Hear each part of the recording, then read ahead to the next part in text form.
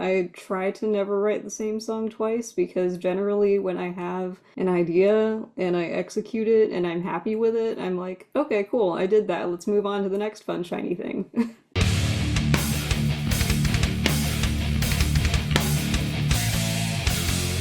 What's up, everybody? It's Keefy of GhostCultMag.com. I am super excited to be joined by Sofia Fraz. I hope I said that correctly because I didn't ask you Yeah. beforehand.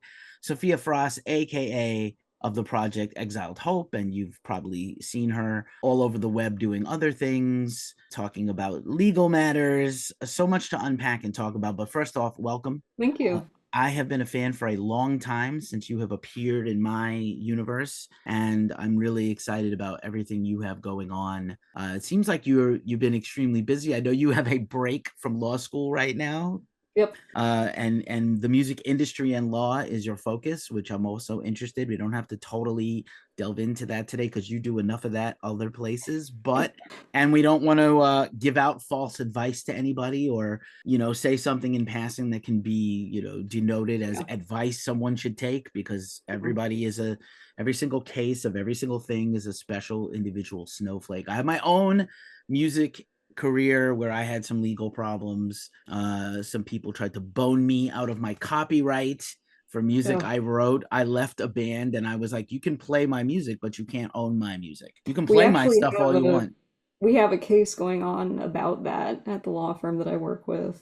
Yeah. So it is all too Fun familiar. fun fact, if you try to screw somebody you used to have an intimate musical relationship with, don't. And also be smarter about it. These chuckle fucks tried to copyright, like literally scratch my name off a form, Oh send it my in God. wrong, but forgot that the return address was still my return address. So it came back to me rejected with all my stuff crossed out except the return address. I was like, man, y'all are stupid. And That's funny. I called them out on it. I was like, if I was a vindictive person, I would ruin all of you and just take your music, but I'm not a shitty person. And I didn't do that, but I like, why'd you try to jerk me out of my, this is like 25 years ago. So like this Yeah. is primitive times before streaming, before all these other variables, but enough about me. Let's talk. This is about you. Let's talk about Exile Hope. Let's talk about you. You're such a multifaceted musical artist. How did you get started in music in the first place? I'm always curious about the background of an artist. Yeah, so as a kid, my family's just always been super musical. My dad loves classic rock like Judas Priest, Led Zeppelin, Black Sabbath. I was introduced to all of that music as a kid, as a teenager. Van Halen, Ozzy Osbourne were some of my favorite artists. I think the first song that I learned on guitar was Mr. Crowley by Ozzy Osbourne. Yeah, it's a great one. So yeah, I've just always been exposed to that, and I started exploring that background more myself when I started developing my own musical interests and started combining different styles that I found that I liked. And I realized, the more that I listened to all of these different styles of music, that certain things could work in other contexts that they weren't currently being placed in. So that's how I got into this whole mishmash of genre mixing that I do with Exiled Hope. Yeah, it's amazing. I will admittedly say that I am not the first person to jump up and raise my hand and say I love power metal. I love a lot of power metal bands. Yeah. I love power metal live in person.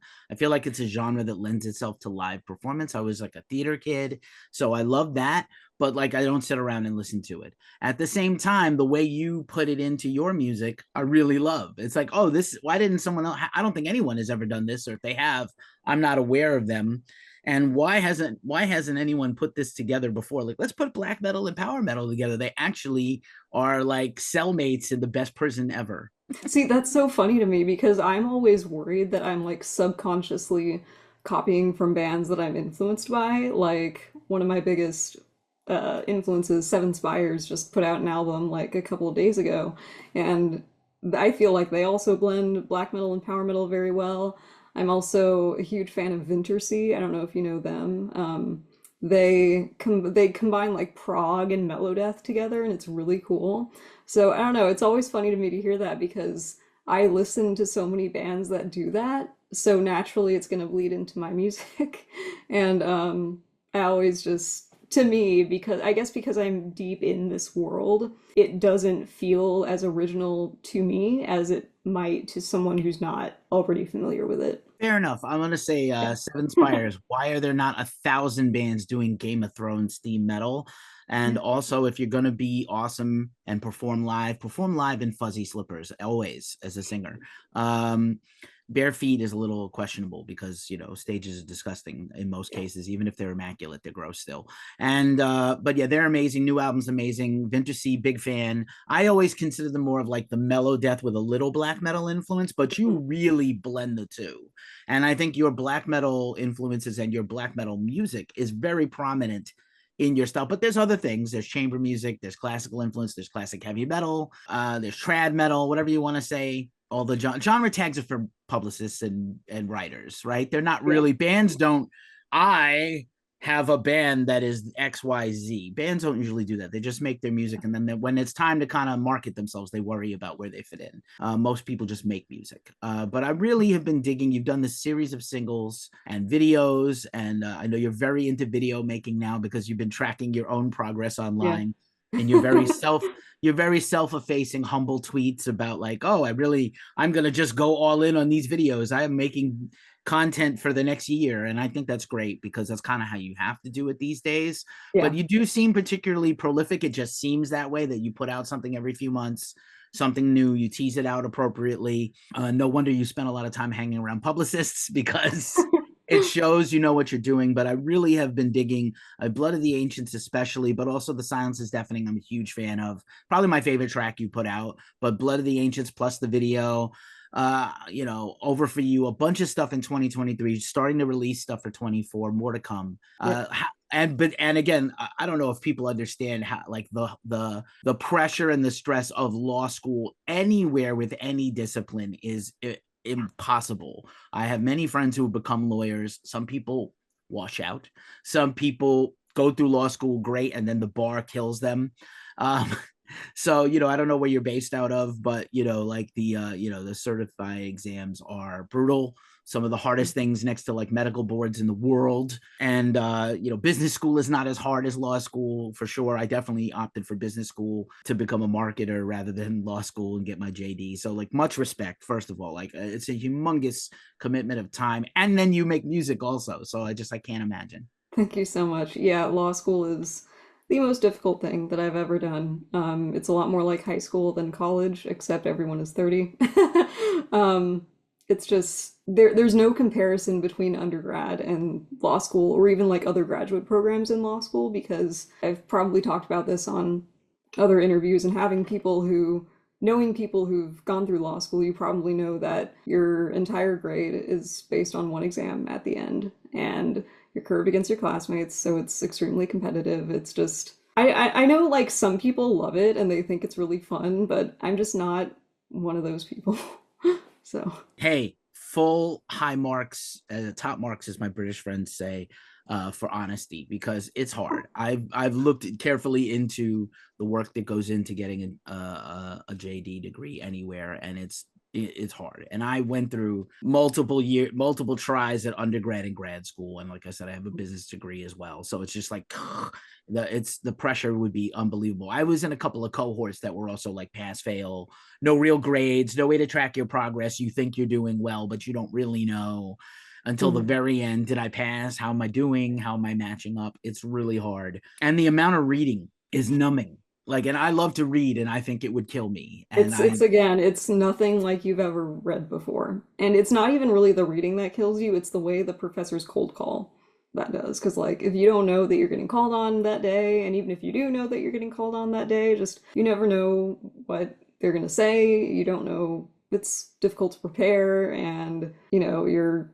having to talk about these extremely complex cases in front of your classmates and you don't know how they're going to react. So for people who are like shyer, more introverted, it can be pretty hellish, especially the first year. So yeah. Right on. And so that I imagine making music is a big relief and a great Yeah. escape for you. So how, obviously in semester or out of semester, like, do you have to literally schedule time to write or make music, or do you just wake up and when you're not doing schoolwork, you can make music? And you also have a job as, you know, you're Yeah. also working. Like, holy cow, how do you Yeah, make time? so in undergrad, I was able to just get away with doing it whenever I felt like it, not really having a real schedule. But with law school, I tend to schedule it out pretty deliberately. It's usually like 30 minutes to an hour at the end of the day. I make time to practice or record something, even if it's not related to a song that I'm actually working on at the time.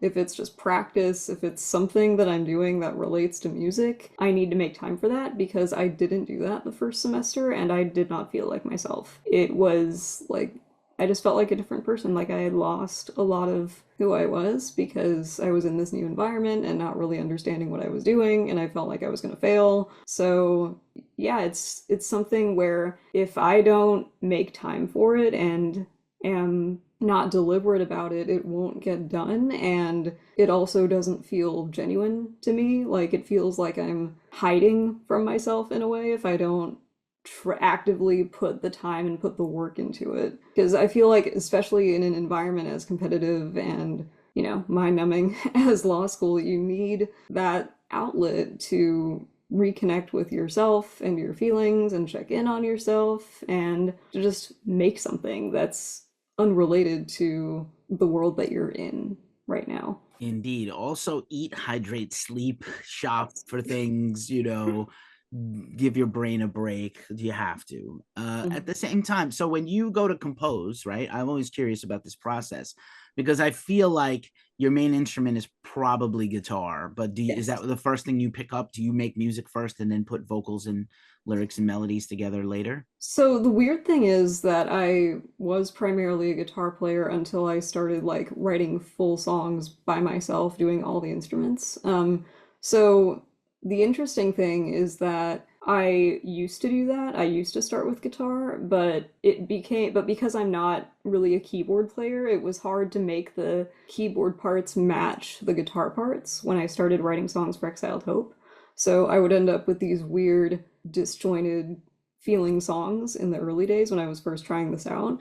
So now what I tend to do is, now that I'm better at keyboard, I will usually like lay down just a really basic keyboard track with some synths, and then I'm able to layer my more complex guitar work on top of that and make it work that way so that I'm starting with stuff that I'm not as familiar with, and then bringing in what I'm more familiar with, and then making it make sense that way. Is All that right. weird? Does that make No, sense? no, that makes total sense. And I was going to say, I think your earlier stuff, the first stuff you put out that I was very into was a little more raw and a little more like coming into its own forming. And I think it reflected in the songs. And Mhm. now the stuff you put out the last year and this year are a lot more, obviously well thought, thoughtfully, they're all thoughtfully composed, but really put together well. I think your singing voice has come a long way. Your screams have come a long way. I like. I think it's Altar of Moloch has a great keyboard part in it that I absolutely go nuts for. I literally like repeat that part over and over. That there's like a little keyboard run in that song that I think I'm pretty fond of, obviously. And yeah, I think vocally you've come a long way. Also, I really love your Yeah. natural singing voice. Has really grown and matured. I don't know that you were classically trained, but it sure sounds I'm like you not. had a chamber. It seems like you have a chamber music background as a person that has a chamber music background. Thank you. Yeah, no, I just took contemporary singing lessons for probably like less than a year from like 2021 to 2022 just because I was not happy with what I could do and I wanted to learn to do more. So I just took like contemporary pop singing lessons online and learned to translate that into a metal context, and that's kind of how that developed. Well, good job there. You can only improve yourself by putting the work in, and that seems like you've been putting the work in, not just making the music. And now we can talk a little bit about the videos and Yeah. lyric videos, which you really have gone all in on, which I love. Go whole hog if you can on something if you enjoy it. And Hmm. so it's really cool, especially because you put out a series of singles. It's really cool that you have kind of a narrative story with each one. Yeah. I think it's really helpful to help promote the band. And in a way, kind of as a one-person project, kind of takes a little pressure off of you because, you know, like performance videos are expensive, hard to make, and then you don't want to be the focus of every single video anyway. You'd rather tell a story. So I love these lyric videos and these little music videos you're putting together. Yeah, the thing about lyric videos is that I think I asked a question on Threads a few weeks ago about whether people preferred lyric videos or music videos, and the lyric videos actually, like, in theory, they got a lot of hate comments because I got a lot of people saying lyric videos are pointless, they're dated, they're stupid, but like I feel like they're a really interesting creative outlet because you can choose to limit yourself and make them very simple, but also make sure that in that simplicity you completely convey what the song is about and what the theme of the song is. And also, the lyric videos help the focus be directed more toward the actual story and toward the words and, you know, to the feelings that are being conveyed in the song in a way that you probably can't do with a lot of visual distractions that you would see in an actual music video. So I feel like for my purposes as a storyteller, lyric videos are very important because they direct the focus to the lyrics, obviously, and they remove the distractions while making it clear that, you know, the lyrics are what you're meant to connect to. They're what you're meant to focus on here. And I think it's also really important. I know a lot of death metal bands don't care about lyrics, and death metal fans they just consider the growling vocals another instrument. But it's also like coming from a musical background, black metal bands super care about their lyrical content, as do power metal bands and melodic death metal bands deeply care about their lyrics. So I think it's kind of fun that you kind of walk in all these worlds at the same time. Yeah, it keeps it interesting. I try to never write the same song twice because generally when I have an idea and I execute it and I'm happy with it, I'm like, okay, cool, I did that. Let's move on to the next fun shiny thing. Shiny object syndrome is a thing both as an artist and everywhere else in musical life because the problem is choice. We have so much of it. Yeah. So I love that, like I said, it really shows that you care about your art. And I'm really excited for what other stuff is obviously already in the works. Are you kind of building up to a new EP or an album at this point? Or are we going to get like a totally brand new whole composed thing at some point? Yeah, so all the singles that I've been releasing from Altar of Moloch to the most recent one, which I think was The Silence is Deafening, that's all leading up to my third album, which has actual production and my improved songwriting, singing, and playing skills. So I kind of consider that a new debut in a way, but I do have the back catalog. So this is my third album, but I do also consider it kind of a fresh start in a way because it has finally all the pieces are coming together for it. And I actually just finished recording album four. So I'm always doing things like months in advance just because that's how my brain works. So album four got started in October, right after I finished album three, and now that's done. So I'm kind of trying to plan things out as much as I can in advance so that I know exactly what I'm doing for promotional purposes. Because the main issue, other than, you know, not having actual production and not knowing how to sing on my first couple of releases, was I didn't know how to promote. I thought that you could promote just by, you know, posting about your music on social media a couple times and then hoping people would find it, but clearly that's not how that works. So now I actually know what I'm doing. I know how to promote because I work for a PR company, C Squared. I know a lot more about the legal side of things, obviously, because I'm in law school and I work for a music law firm, and that's the focus of my career currently. So yeah, everything's kind of coming together and I know what I'm doing and I have this pathway. I'm trying to take advantage of all that and make sure that I have everything lined up as much as possible so that I can just go all in on promotion. I dig it. You are like an album and a half cycle ahead, which is crazy and probably very unique to you. And we're probably not as much for anybody else out there, but it's also considering you're trying to finish law school, helpful. Yeah. and takes the pressure off. And this is the thing that I tell everybody. I made music for a long time. I worked in the music business for a long time. Been a journalist for a long time. Everybody focuses on making the music, and they don't really consider the financial and time intensive amount of work that needs to go into everything else, including legal. Legal is always forgotten about until there's a crisis, till you get Yeah, no, cheated by legal should be someone. your first focus. Like I think so. you should have a lawyer on your team from the start. Just even if you don't need them at the start, just make sure that you got all your legal ducks in a row so that, no problems come knocking on your door later on down the line, because legal problems are a lot harder to fix than they are to prevent. So you want to make sure that you have that preventive care from your lawyer from the very beginning. Indeed. We are coming up on 12 years of operation at Ghost Cult, and I can't tell you, we've had our share of legal problems, sometimes unbeknownst to me, sometimes, accidental. Even a mistake by accident is a mistake in the eyes of the law. And being an international brand, we have to cross a bunch of legalities across the world, a bunch of legal domains. So yeah, it's a challenge. And don't sleep on getting your legal ducks in a row, your arrangements, your agreements as a band before you start doing things. Not last, first. I love that. And the same thing with marketing. If you we spent $5,000 making a record, what's your marketing budget and your PR budget? Zero? Well, go put it on the shelf for a minute, go work for 6 months, all of your band, and then harder for you as a solo artist, but go make some money, and then put your ducks in a row for that. Marketing and PR. Everybody has heard me bang a shoe on the table about marketing and PR for years. I used to teach and Mhm. train.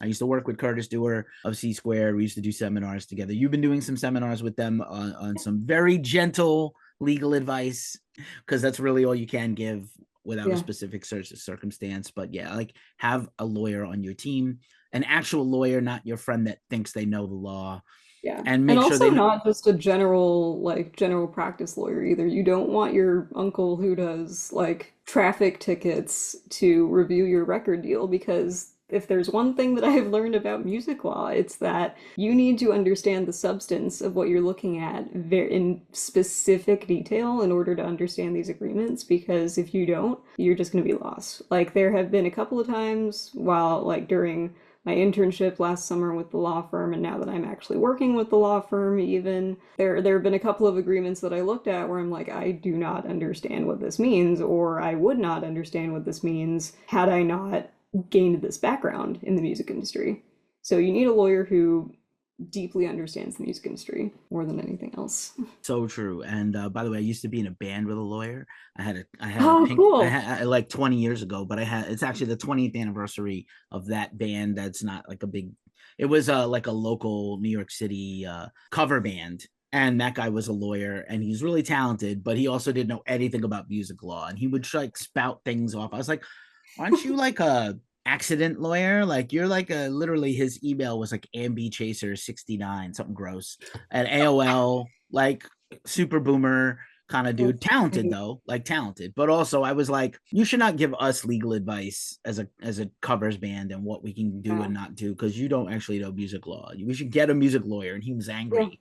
Like, you should use me. And I was like, no, we shouldn't. But Yeah, okay, like no, even other lawyers will hire other lawyers if they're like if they right. get a case that's outside their expertise. Like the firm that I work for doesn't do litigation. So if we have a case that reaches the point of litigation, we have people that we go to that we outsource the litigation portion of the case to.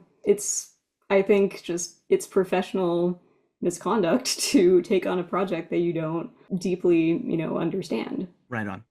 This interview will not run for a hot minute. So do you have anything you want to promote that's coming up over the summer that we can kind of share that will be timely by the time this runs? Yes, so I have a new single coming out on July 11th. It's called Lightborn, and it might be the last single for the album. I haven't decided yet. because law school is going to throw a wrench into all of my promotion plans.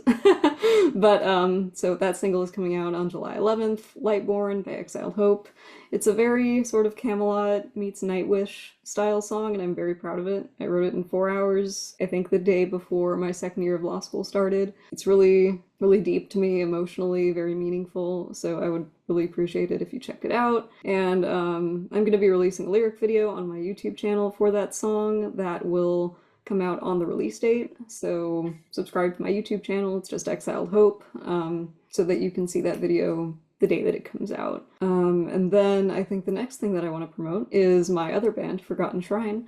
We released a single, I think, in April, and now we're releasing a second single probably sometime in August. It's called The Parting Glass. It's a cover of a Scottish folk song done in a folk metal style, and it's really cool. It's a lot of fun. It's definitely different from what I do in Exiled Hope, but it scratches an itch in my brain stylistically that I wanted to attack for a while. And I feel like Josh and I are executing it in the best way that we can. And so I would really appreciate it if you checked out Forgotten Shrine as well. Amazing. We're going to. And Nightwish and Camelot get like tickle all kinds of funny bones for me because those are bands that I care about a lot. So that's exciting. And I am super stoked on everything you have going on. And best of luck with your next semester of law school. The journey continues like Lord of the Rings, except your own life. It's your own fellowship by yourself with nobody else. You got to do it alone. It's insane. And but much respect to you. Super cool getting to talk to you. I'd love to have you come back sometime and talk some more about legal stuff. I'm sure there will be some horrible lawsuit in the music business that we'll be able to discuss Yeah. gently, always gently. We do have an actual lawyer on our team at Ghost Cult that has been, like, even before I was a part of Ghost Cult, has been a founding member of Ghost Cult, the magazine. Oh, cool. And so but from the Netherlands. So that's my homie Suzanne Matthews. And but yeah, like, European law, totally different from law anywhere else in the world. The same thing with the music business and everything else. So get your ducks in a row, make your music, find your passion, do your thing. I always like to end these with a wild card question, and I try to pick one out, especially for everybody else. I know your time is so precious, but if you have a favorite book that is not about music or law, what is your favorite book ever? Oh, there are a lot of them. I think one of my favorite books is Emily Climbs. It's by L.M. Montgomery. It's similar to Anne of Green Gables. I don't know if you know that book, but that was one of my favorite books when I was a kid. Emily Climbs is another one. That was one of my favorites when I was a kid too. And just I reread it recently as an adult, and I was shocked by how relatable the character seemed, because the main character in that book is an artist, and she lives and breathes, well, she's an author. She lives and breathes her art that she creates, and a lot of the book focuses on her internal, like, struggles between meeting other people's expectations and staying true to herself in competitive, stuffy environments. And it's really cool to kind of see that journey reflected in a different context, but still in a way that's relatable to me. So highly recommend reading it. Relatable is what we're all about. This is this is where most good art comes from. How relatable is it to our own lives? Sofia, super nice to meet you in person finally after circling each other for a long time online. Much respect. We're going to link everything you do in the description where people can find you and buy your stuff and support you. And looking forward to this next single and everything else you have going on. Thank you so much for hanging out with Ghost Cult today. I really appreciate you. Thank you. It was nice talking to you. Indeed. Thanks. And we'll see you soon. Take care.